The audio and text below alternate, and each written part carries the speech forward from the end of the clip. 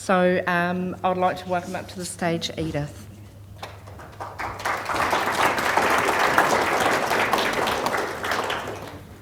Good morning, and thank you for giving me the honour of asking me to share my story with you today. And my story is very tightly linked with that of CCS. I've been involved, well, for 65 years really. I haven't quite reached the, what did you call it, Joe? The 80s? I haven't quite reached that yet. But yeah, and although this is my journey that I'm going to be speaking about, my personal story, I'd really like to acknowledge the thousands of other people who stand behind me, other people who have been clients and workers with CCS over the decades. Every corner of our country has been affected by disability in some way. And for 80 years, CCS workers have been at every one of those corners. In the early days, CCS field officers travelled along dusty country roads, visiting schools, isolated farmhouses, marae, towns and cities, seeking out mainly children with disabilities. And CCS has been a premier organisation and a key pioneer in providing services for these countless children that have been found in all these corners of our country. For me, they have helped put me on my feet, so to speak, although I'm not on my feet today. And I have benefited from the huge input of CCS, firstly as a client, then a volunteer, and in the last decade, sometimes as a contracted worker. Now, CCS was founded by Rotary in 1935 and also by the generous gifts of wealthy leaders in the Dominion. One of them was W.R. Wilson of the Wilson and Horton newspaper conglomerate. He donated his wonderful spacious home and grounds to CCS for the care of crippled children. For a variety of reasons, CCS passed this home into the administration of the Auckland DHB, and this happened around 1937. Now, it didn't take very long for this Wilson home to be filled up with children struck down by the polio epidemics prior to 1935 and all the way through. These epidemics were one of the motivating forces behind establishing CCS originally. Polio did not discriminate, and children from all sectors of society were in need of care. When I was 6 months old, I got polio in 1945. From being a bouncy baby, just learning to bounce on my mother's knee at 6 months, I became a floppy rag doll with extensive infantile paralysis. My parents lived in Northland. They had no car, and society really was not set up for care at home for crippled children. And so I was admitted to the beautiful Wilson home in Takapuna at the age of 18 months. So we're thinking of a very small child coming into this service. I was very traumatised by medical treatments that happened prior. I was very frightened and in a lot of pain when I first arrived at the Wilson home. The matron asked a young masseuse by the name of Pauline to take care of me and to settle me in. And I made great progress in my 3 years at the Wilson home, with her massages, of course, and with water therapy. 70 children lived in that home in Takapuna. We're talking about mid to late 40s here. And so this was one of my first contacts with CCS as a baby, as I entered into the Wilson home that had one time been given to CCS. CCS was an early pioneer in the education and understanding of disabling conditions. In 1948, they arranged for the famous specialist from America. He was a specialist in cerebral palsy, and his name was Dr. Earl Carlson.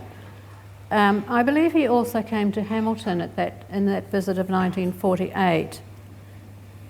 He visited the Wilson home where there were many children with cerebral palsy, and that's been part of the clients of CCS over the years. Interestingly enough, this very famous specialist had cerebral palsy himself. This photo is rather an historic time capsule, really, because here's Mr. Carlson, Dr. Carlson, and as a result of his visit to New Zealand, the Carlson School opened in Auckland. And also here's a photo of my masseuse, Pauline, who went on to develop, in later years, to develop the Queen Elizabeth Barracks Hospital in Rotorua as a centre for children with disabilities. She later married a man, she married a lawyer, Quinton Angus, and that name will be familiar to you who have anything to do with Disabled Persons Assembly, and maybe some of you know Quinton Angus. And there's little old me, well, not so old, but there's me, who in later years went on to be involved with Polio New Zealand as their president until last year. So just with a flash of a camera, there's quite a time capsule of history there that has gone out and has spread out through the disability sector as the years have gone by, but nobody knew then when that was taken.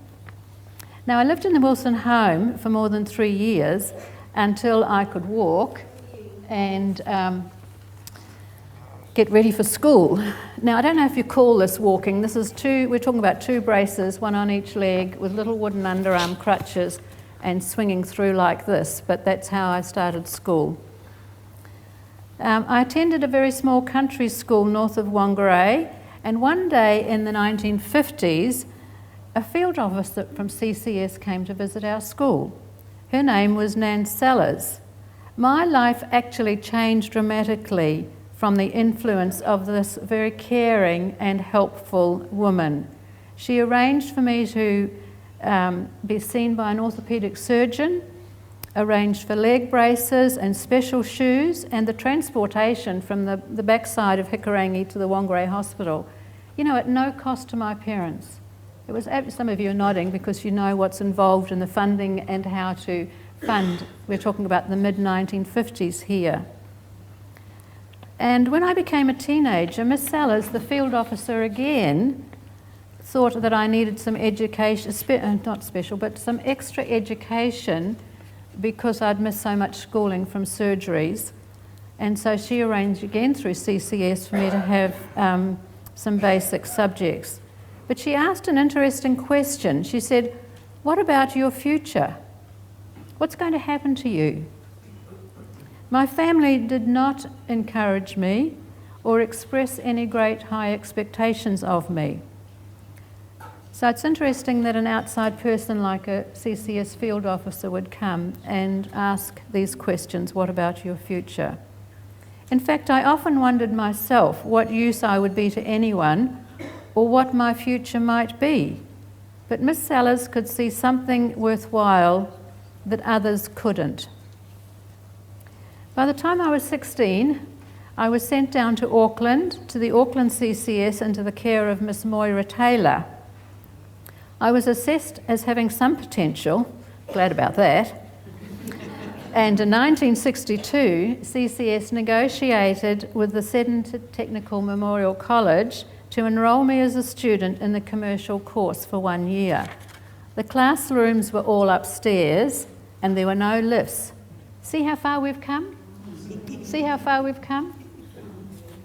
While studying at Seddon Tech, my bus fares, student supplies and all costs were covered by CCS.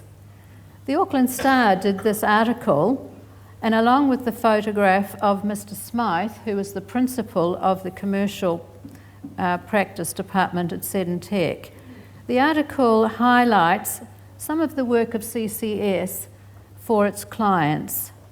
I graduated at 18 and got my first job back in Whangarei at the Whangarei Engineering Company. While I was a student in Auckland, I lived in the Unikata Hostel for disabled students. Even way back then, CCS had an emphasis, I don't know if they still do, but had an emphasis of accommodation for out-of-town clients and disabled students. Kelly was one of the residents who studied at Auckland University in the same hostel. This was 1962, and there was absolutely nothing accessible at Auckland Uni. Kelly needed help getting himself and his wheelchair into the taxi and getting up the stairs of the classrooms at the university. A fellow student, Noel, came to the hostel. He came by every day to help load Kelly into the thing, get him into the taxi, take him to classes. He was a skinny, dark-haired, gentle, kind boy who I married, and we've been married 50 years. We joke sometimes that because of that CCS hostel we met, so even our meetings, we can say, was arranged by CCS. And look how far we've come 50 years later. After I married, I needed further leg surgery, and CCS found work for me to do at home while I recovered. They also helped me get a new Morris mini car through the Golden Lottery Kiwi Lottery in those days. And they even paid for the lessons from Leighton's driving school, and I was 21 at the time. We went on to have our beautiful daughter Linda, and now we have 2 adult grandsons. When we lived in Hamilton in 1967, and I did a bit of volunteer work for CCS by starting a small social club for young people with disabilities. We went to movies, we had parties, and a little bit of makeup classes for the girls, and it was done with the aim of developing a few social skills. It was called the Hikarangi Club. I was 24 at the time, and I wanted to repay CCS something for all they had done for me. As I've been looking at the archives that Melanie's been sending me about CCS, I found this foundational statement. And generally, by showing friendly care and personal interest in the condition and circumstances of all crippled children and their future. What higher goal is there than that? Friendly care. And it's still the philosophy of CCS today, I do believe. I'll skip a few years, as we lived overseas in Japan for 25 years as Christian missionaries. Yes, I dragged myself, my braces and my sticks around Asia and other parts of the world until we returned back to Hamilton in 1999. But in those 25 years, we'd been out of the country, changes had happened, like accessible buildings, ramps and elevators and footpaths, markings on the footpaths, and even the language had changed from crippled to disabled. Many of these initiatives came from CCS Disability Action. Yes, they had a name change around about then. Look how far we've come again, especially in the attitudes of the general public towards people with disabilities.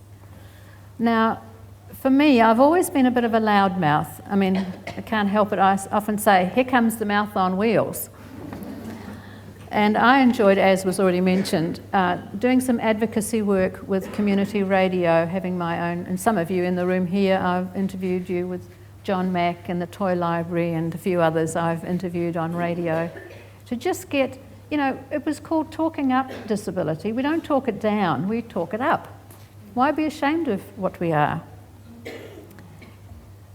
At the same time, I reconnected with CCS and to see what I could volunteer to do again.